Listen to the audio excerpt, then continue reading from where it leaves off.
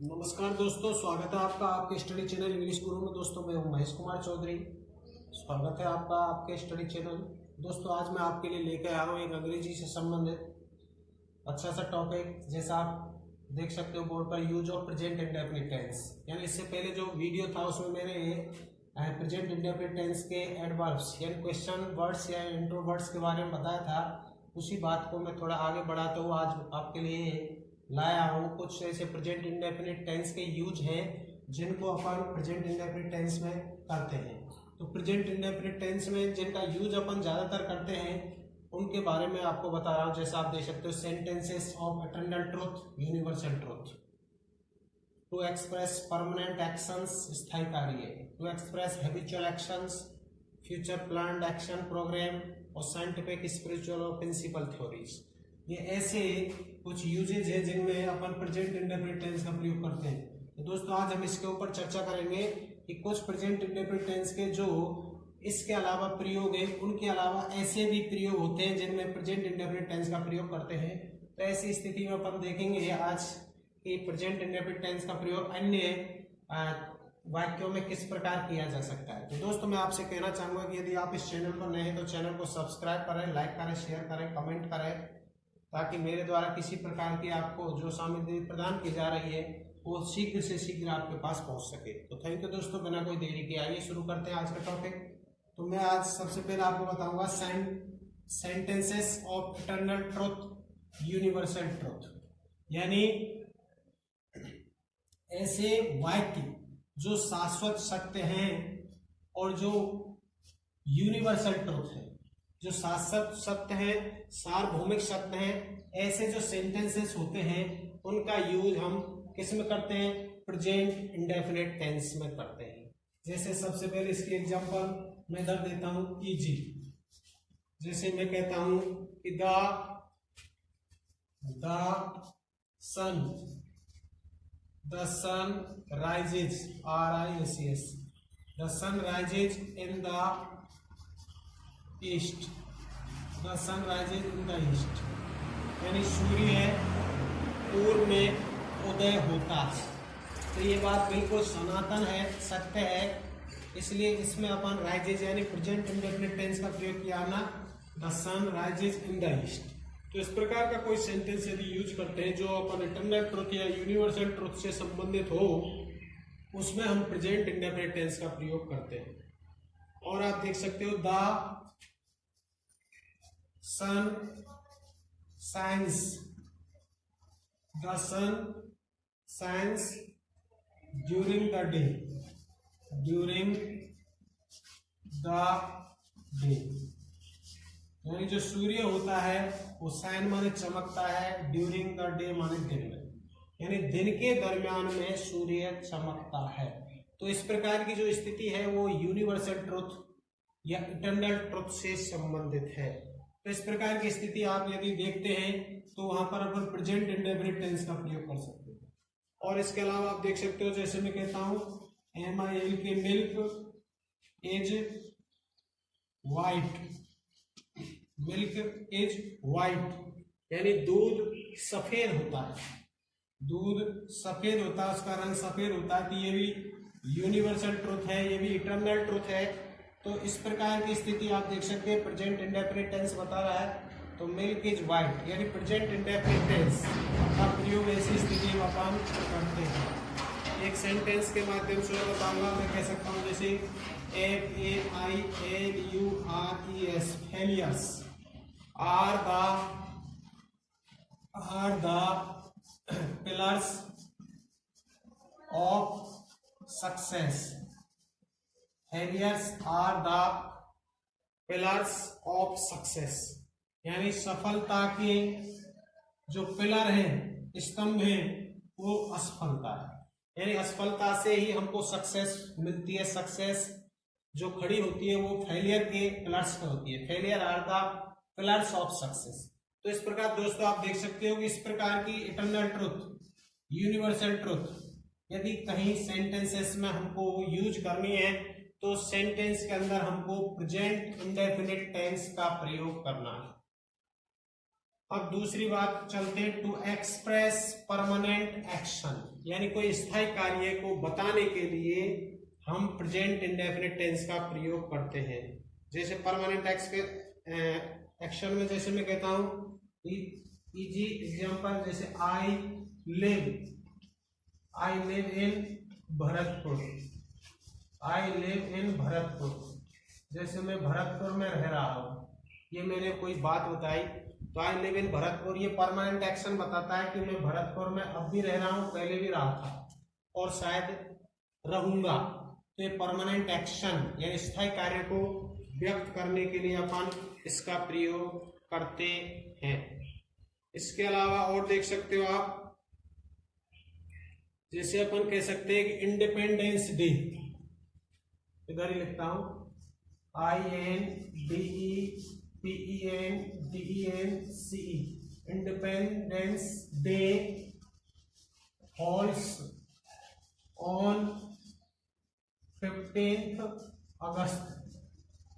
जैसे अपन ने ये बात बोली कि जो इंडिपेंडेंस डे है यानी स्वतंत्रता दिवस जो है वो कब पड़ता है, वो पड़ता है 15 अगस्त को। तो ये भी क्या है, ये परमानेंट एक्शन है, स्थायी कार्य है, इंडिपेंडेंस डे फॉल्स ऑन 15 अगस्त। तो इस प्रकार की यदि स्थिति होती है तो वहां पर अपन प्रेजेंट इंडेफिनिट टेंस का प्रयोग करते हैं। इसके अलावा तीसरी बात है, देखो टू एक्सप्रेस हैबिचुअल एक्शन, यानी आदतन कोई कार्य किया जाता है, जो कार्य आदत में पड़ गया है, ऐसे आदतन के कार्य के लिए अपन प्रेजेंट इंडेफिनिट टेंस का प्रयोग करते हैं। जैसे ही नेवर टेल्स ए लाई, वह कभी झूठ नहीं बोलता है। ही नेवर टेल्स ए लाई, वह कभी झूठ नहीं बोलता है। तो इसमें टेल्स प्रेजेंट इंडेफिनिट टेंस बता रहा है और ये क्या है, ये हैबिट है उसकी कि वो कभी झूठ नहीं बोलता है।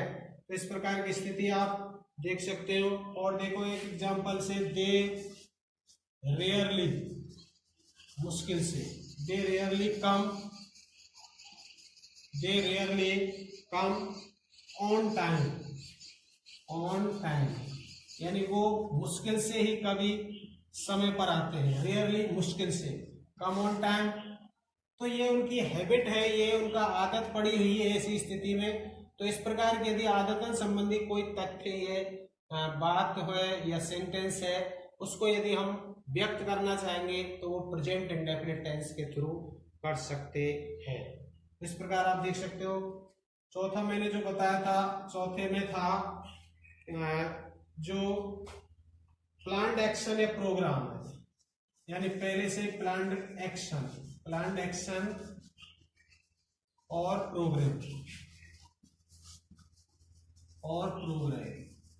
यानी भावी नियोजित कोई कार्यक्रम या कोई एक्शन है, कार्य है जो भविष्य में होने वाला है, जो पूर्व नियोजित है यानी फिक्स है अभी से, तो उसके लिए भी अपन प्रेजेंट इंडेफिनिट टेंस का प्रयोग करते हैं।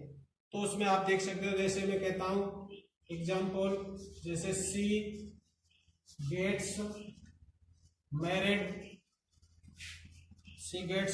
नेक्स्ट मंथ, जैसे ऐसे मैंने कोई सेंटेंस बोल दिया, सी गेट्स मैरिड नेक्स्ट मंथ, यानी अगले महीने उसकी शादी होगी, शादी होने वाली है या होगी। सी गेट्स मैरिड नेक्स्ट मंथ, ये उसका, जैसे नेक्स्ट मंथ आप देख सकते हो, नेक्स्ट मंथ जो है ये क्या बता रहा है, ये फ्यूचर के एडवर्ब बता रहा है, लेकिन टेंस है, प्रेजेंट है, गेट्स। तो ऐसे प्लान्ड एक्शन और प्रोग्राम में यदि आप एडवर्ब फ्यूचर के लगा देते हैं तो लग जाएगी, क्योंकि इसका भाव ऐसा निकलेगा, लेकिन टेंस जो है वो प्रेजेंट टेंस का प्रयोग होगा, प्रेजेंट इंडेफिनिट टेंस का प्रयोग होगा।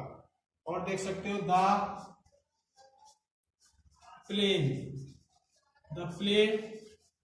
टेक्स ऑफ का मतलब है उड़ान भरना। द प्लेन टेक्स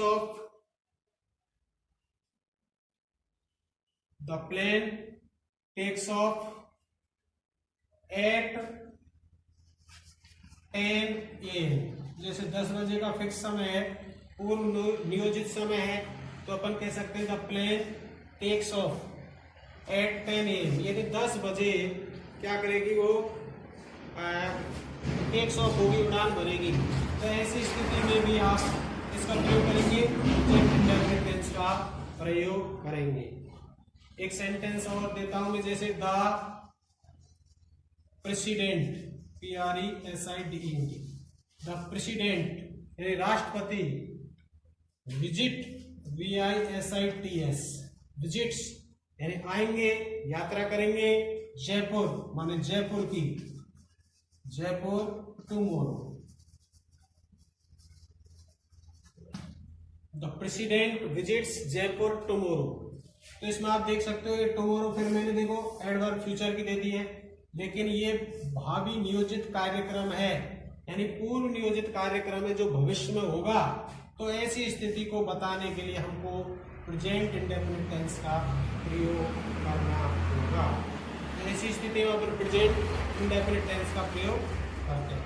इसके अलावा प्रेजेंट इंडेफिनिट टेंस का प्रयोग अपन ऐसी स्थिति में भी करते हैं जब कोई वैज्ञानिक तथ्य हो या वैज्ञानिक सत्यता हो, जो साइंटिफिक फैक्ट्स हो, तो ऐसी स्थिति में भी अपन प्रेजेंट इंडेफिनिट टेंस का प्रयोग करते हैं। SCIENTIFIC, साइंटिफिक फैक्ट्स यानी वैज्ञानिक कोई तथ्य हो, साइंटिफिक फैक्ट्स, और कोई प्रिंसिपल्स वगैरह यानी सिद्धांत हो, प्रिंसिपल्स, या कोई थ्योरीज हो, THEORI, सिद्धांत।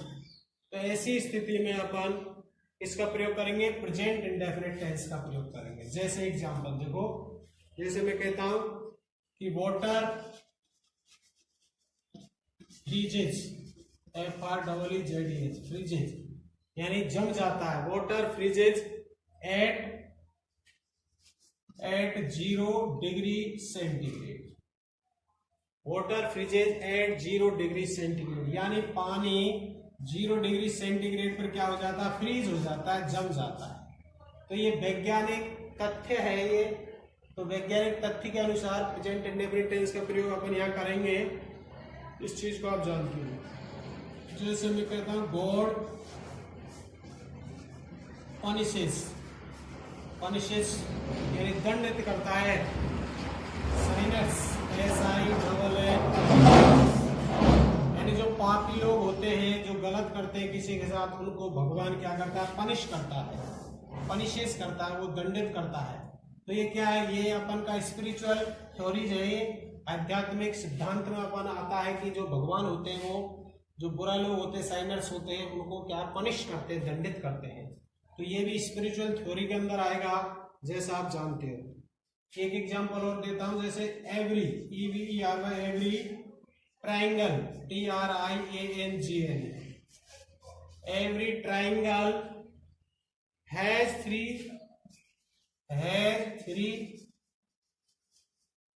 थ्री साइड्स, यानी प्रत्येक जो कोण होता है उसके 3 साइड्स होते हैं, 3 कोण होते हैं। एवरी ट्राइंगल हैज 3 साइड्स, प्रत्येक जो कोण होता है उसके 3 साइड्स होती हैं। ये भी बात क्या है, ये भी एक थ्योरीज पर, और इसका सिद्धांत है, प्रिंसिपल्स है मैथमेटिक्स के अंदर।